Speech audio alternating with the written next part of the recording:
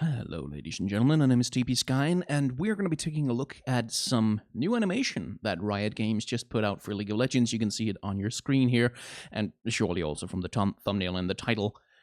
The League of Legends fictional in-game band Pentakill are coming up with a new album soon, hopefully soon. Preco, come on, put it out, I want it. And to celebrate, they put out an official music video for the song. Now, if you want to listen to the song, go to League of Legends YouTube channel and listen to it for yourselves. We're not going to go through the song listening to it, because that will be a nightmare. What instead we're going to do is we're going to look at the animation in the video that accompanies it. Now, it's a 4-minute and 39 video. If you ever watched my animation sort of gushing fanboy breakdowns, you know that I can spend 40 minutes talking about 1 minute of animation. We're not going to do that here, at least I'm going to try not to. I'm going to pick out a few moments in the video that I think are interesting and try to zoom in on those and kind of and talk about those mostly and not go frame by frame on the whole thing. So let's just let it run for a bit, and I shall pause and frame my way through when I feel it's appropriate. Now, first of all, from a lore perspective, it's interesting that this is the first look we get at Bandle City, the Yordle conglomerate, that their hometown, their home place. They are a kind of fairy type creature now in the League of Legends lore, so that this is their city is interesting. On the other hand, it's a Pentakill music video, and the whole point and purpose of Bandle City looking this ridiculously fantasy, idyllic, beautiful, gorgeous kind of Hobbiton or the Shire from Lord of the Rings-ish is to provide a proper context for the fictional heavy metal band Pentakill to come in and trample all over with darkness and metal. So that's why everything looks so cutesy and saturated. From a lore perspective, this might not be the real shape of Bandle City. It might just be this what we want it to look like in this music video, so that they have something appropriately cute to trample all over. Oh, there was one little detail I would like to note here. You see that ship hanging out there in the harbor? That's a Viking longboat, I think, which is, I don't know, maybe there's a reason for that. Maybe it's just like they wanted the generic boat, but it's hilarious. Also, Banjo Yordle, that's my pick for the next champion. I want Banjo Yordle to be the pick. Now, the aesthetic is actually kind of interesting because they have deliberately gone, especially for the Yordles, with a puppet show aesthetic. If you look at the textures and the lighting effects and the way that the Yordles move, first of all, and the way that they're put together. Let's go back a few frames. And you look at the very sort of doink, doink, doink. Let's see if I can frame by frame my way through it. See, if you look at the way the gentleman on the right here is moving, this very bouncy, he's swinging his arms very widely, but his head isn't moving that much kind of thing. That you might find typical in like a puppet show on strings, and the same thing goes for these things. Like, they almost look plastic, right? The eggplants and the carrots and everything here, it almost looks plastic, just almost, as though this is some sort of a toy landscape. Which, when I first saw it, I was like, that they could have done a better job on those textures. Those don't look realistic at all. But then I realized, oh wait, that's the aesthetic that they want. They want this to look kind of like a dollhouse, so that Pentakill can come in and trample all over it. And you can see it still in the way that our Yordle gentleman moves. That, see how his body kind of, the whole thing is kind of wobbly, wobbly, wobbly. Even when he's not necessarily moving, he's just reacting to a few tremors. You can see he moves with these very large, kind of exaggerated motions that do recall kind of a puppet show, or even stop motion almost, especially this sign. You see how it breaks and falls down? The frame rate, in fact, and also just the way, the kind of heavy way it swings reminds me of stop motion animation, which is also probably something that they kind of tried to go for here, is to just make it look kind of like a puppet show, and then brutal reality sets in over Bandle City, and Teemo. Look at Teemo, by the way. Look at the way he's moving. He's a little bit interesting because they made him less puppet-like in his motions, in that you can see very subtly when he pulls the hat down, his head squashes a little bit. there. You can see the bounce back as he pops back out again. And I just love the movements that they've given him. This pulling the blowpipe out, and look at the quickness of the motion there. Bump. Just a few frames to... And I'm getting into the weeds here. This is going to take 4 hours again if I don't speed up a little bit. Because there was a moment I wanted to get to. Although, look at the way the hat flies off the Yordle here. Just tumbling over in the air. And again, the way that he falls... Take a look at him. Whoop. He stays in the air without falling. He almost floats backwards, and then gravity kind of sets in. And again, it's this very exaggerated kind of puppet-like motion that contrasts very well. And especially when you look at the fur textures, you can see the puppet show influence. If you look at this guy here, like, he just looks like a teddy bear, like a little puppet thing that you could buy in a store in the Build-A-Bear workshop. And as a contrast, now Pentakill themselves, they do look a little kind of puppet-like in a sense that they don't look realistic. And again, this expression right here, that's his mouth isn't moving at all. It's like his face is stiff, right? So he has this very limited expression, but they look much more like something out of Warcraft, basically. I think that's kind of the aesthetic they were going for here. A sort of Warcraft, kind of slightly low poly aesthetic from that era. Oh, and this is a wonderful little... You see how when Yorick punches the hat out? See how it dunk, dunk, dunk kind of bounces in there, right? And that gives the motion a little bit of extra pow. Because he doesn't just punch the hat out to the final size. He punches it out way beyond, and then it kind of springs back elastically, which is just wonderful. I don't really know what those fireballs are supposed to be, but this is a bit of clever foreshadowing, actually, that Yordle gets hit with the fireball, or whatever the hell that is. Pow. And then you get the little shadow that foreshadows that what they actually do is they transform them. And here you get the most explicitly, they look like puppets. I'm not honestly a fan of the way they did Tristana's hair, because look at the way it kind of just dangles, as though it's kind of a mop that's been put on top of her head. I think it's to enhance the doll-like appearance that she's supposed to have as Rumble fails to flirt with her. And I think it's because they wanted her to fit in with the rest of the Yordles as this kind of puppet aesthetic. But while the very stiff nature of the hair works for the Yordles because they're supposed to be like teddy bears and puppets, it doesn't really work for Tristana's hair because ultimately her hair is slightly more anime hair, if we're honest.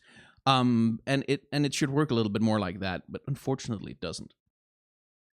Hang on, what did Rumble just do with that motion?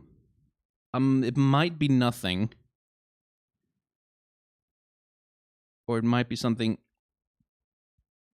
Yeah, see how the flowers just kind of spawn? I thought I saw something weird. And also, look at the way the flowers move. Like they whing, whing, whing, as though they're made of plastic. So this puppet house aesthetic just suffuses the whole thing. And that's part of what creates the contrast, because you have this little dollhouse puppet like some sort of early morning TV show from Britain, featuring Mrs. Dolly, the very happy little creature, the otter lady who has a son who's a rabbit, and his rabbit, oh no, he has gone with his friends to eat carrots from Farmer Maggot's farm. Oh no, he shall be chased most severely. And then on the other hand, you have this death and gloom comes to you from the beyond. This very realistic looking smoke pouring out of this weather-beaten old ghostly piano. It's a gorgeous contrast, and so this is one of those cases of framing, right? The animators knew exactly what they wanted people to focus on when Sona pops out. Here we have our ghostly Sona. Like, what's the most important part of her? Look how the camera only moves once her boobs come into view. Like, oh, come on. It's a little transparent, but on the other hand, it's a heavy metal aesthetic. Big boob chicks are kind of part of that. And big boob chicks with metal whips, even more so. Oh no, I didn't actually notice that when I watched the video the first time. Like Tristana actually, she's like, well, I guess heavy metal Satan ghost just popped out of the piano here, but I kind of want those flowers rumble. Can I have those flow? Oh my god! That's actually kind of hilarious. Rejected! And then again, notice the very plastic-like motion of the flowers as Rumble decides to try his luck, the little idiot. And I guess that's the ultimate? Yeah, it must be the ultimate. Bam! This shot is... I kind of don't like this shot very much because these are the flower petals, right? They're supposed to be the flowers that were blasted out of his hand, but because they're just these kind of gold things that float in the air for a bit while he's falling back in slow motion, the first time I saw it, I completely misinterpreted it as gold coins, as though he had been killed and given a gold bonus to Sona or something. That's just a little compositional thing that I was not a huge fan of. Then we have Poppy in her blacksmith skin-ish. And again, the puppet show aesthetic kind of gets a little bit in the way of the animation here, because look at the way she swings the hammer. Like, this is one of the problems when you have an aesthetic like this very stiff motion puppet show thing and these very big-headed characters. What you want to do when you're smithing shit is to have this huge overhead powerful swing, right? That actually delivers some power and some punch, but she can't do that because she can't do an overhead swing. Her head is in the way, so she kind of has to swing around her head. And the effect of it is a motion that just looks a little weak. And that's a minor thing. It doesn't really ruin anything. It's just the kind of stuff that I notice. And again, also notice how the lighting changes, right? First, she's working in her forge. Everything's kind of cool.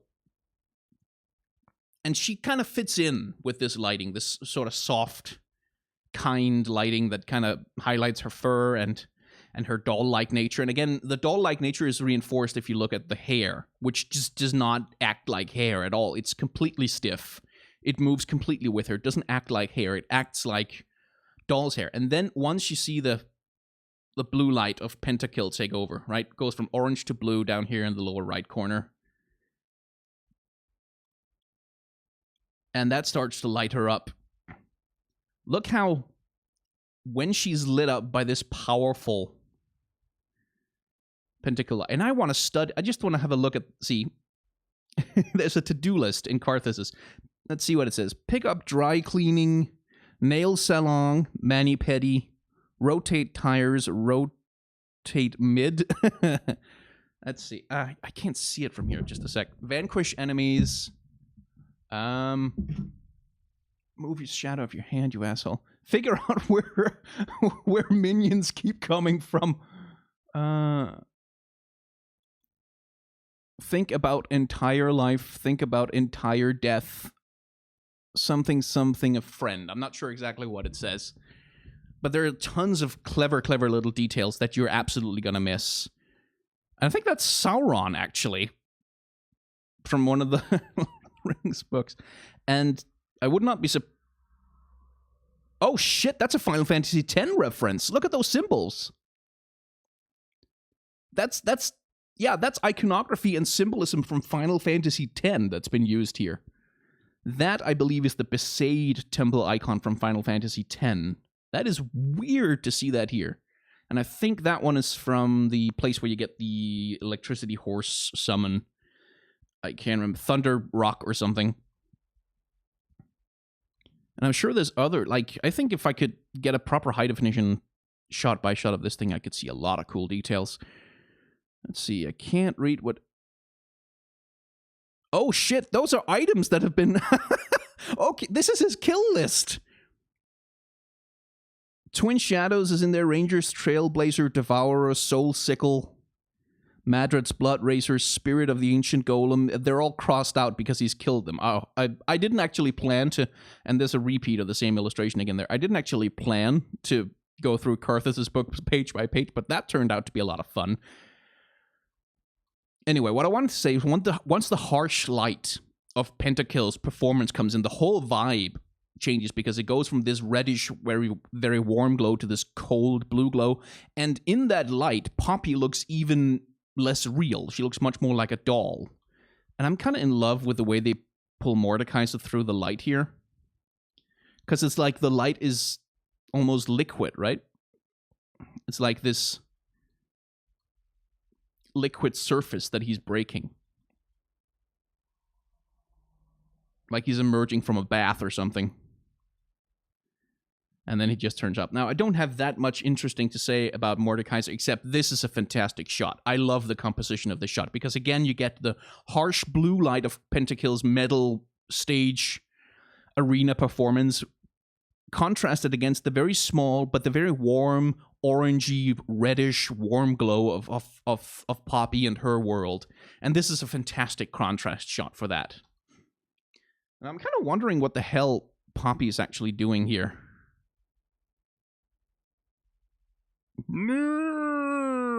Is she throwing up the horns? I think she might be throwing up... Yeah, she's throwing up the horns.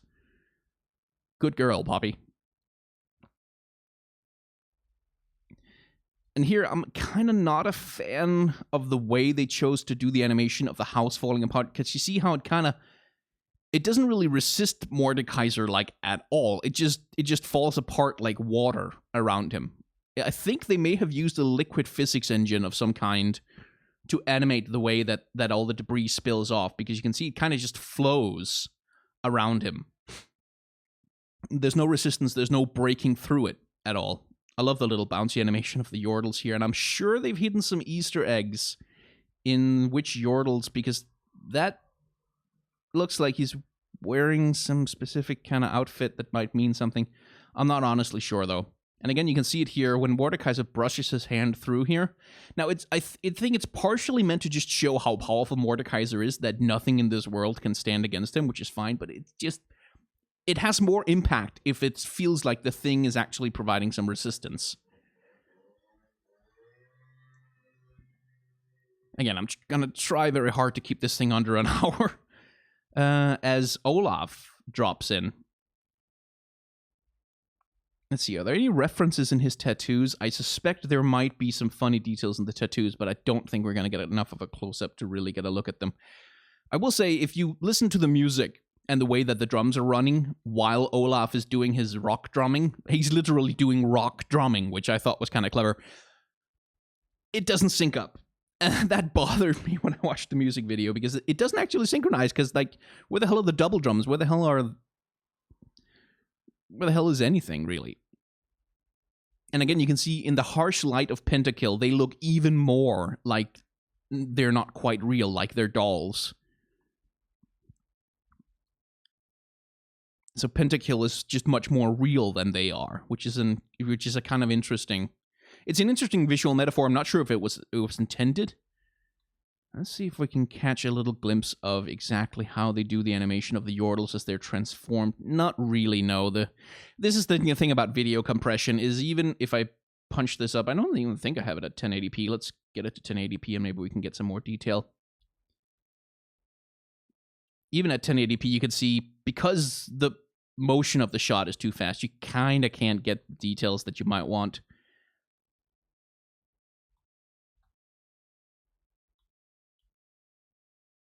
And I'm going to have to take it down to 720p again, because I can't frame by frame at that high of a bitrate, unfortunately.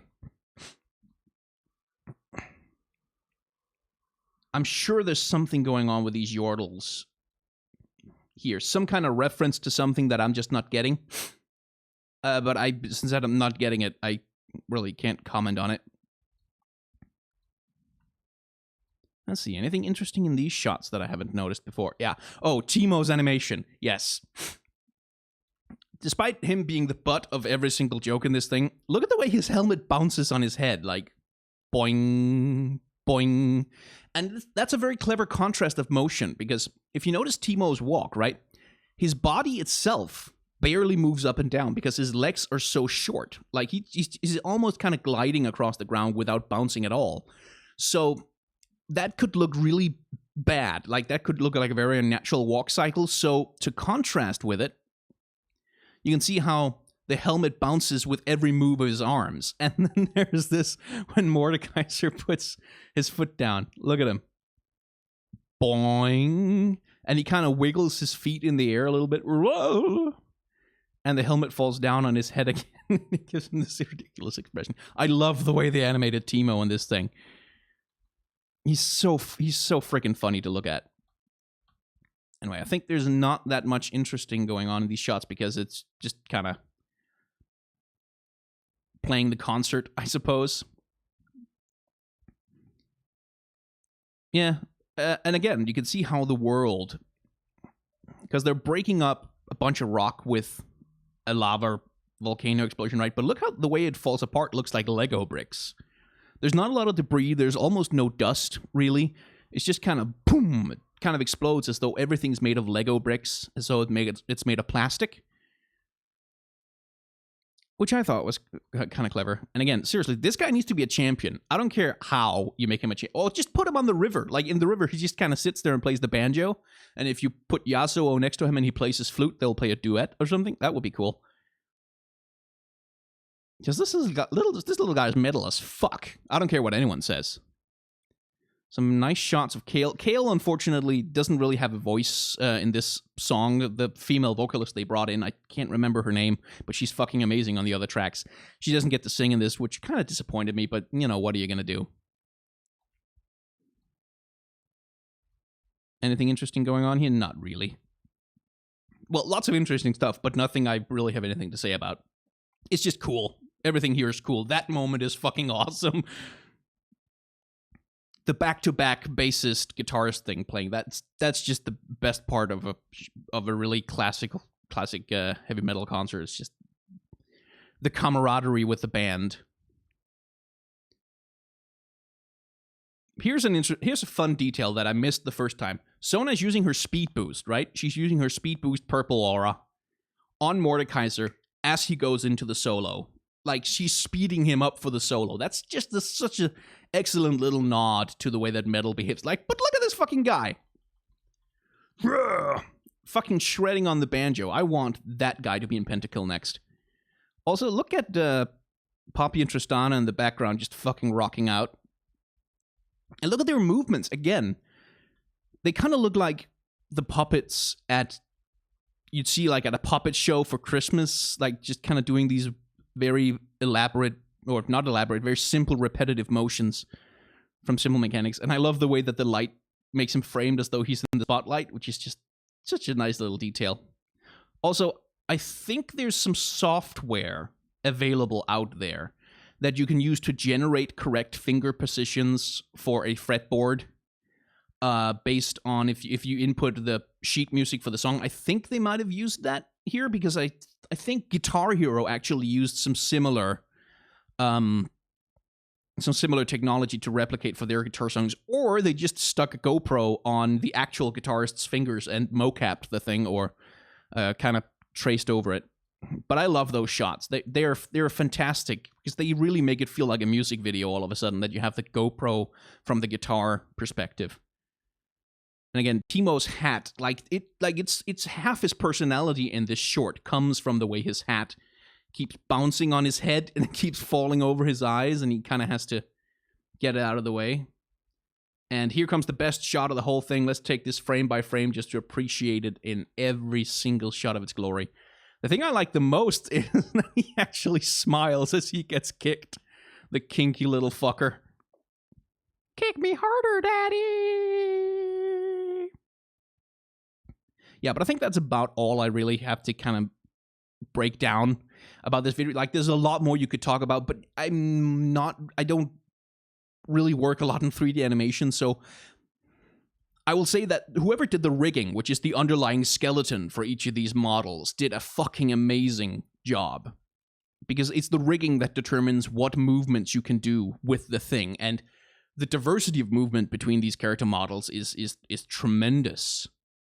So that's exceptionally well done, especially for the fingers on the fretboard during the guitar solo. But I think that's pretty much more or less all I have to say about it. Except we can do, actually, there's a little thing with the shot here at the end as Teemo crashes into the ground. There's a couple of fantastic things going on, because see how he splats out.